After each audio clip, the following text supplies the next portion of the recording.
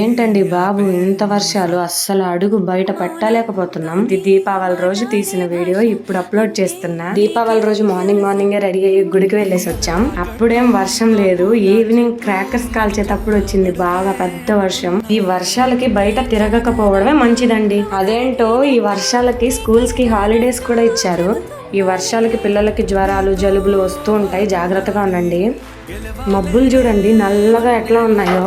ఇంకా గుడికి వెళ్ళి దర్శనం చేసుకుని వచ్చేసాం. మా వాడైతే బయట తెగ తిరిగేస్తున్నాడు. చెప్పులు వేసుకున్నాడు ఏంటి అనుకోకండి, అది గుడి బయట, లోపల కాదు.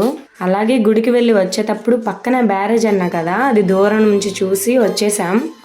అలాగే వస్తూ గోల్డ్ షాప్ లో కూడా కొంచెం పని ఉండింది, చూసుకొని వచ్చేసాం.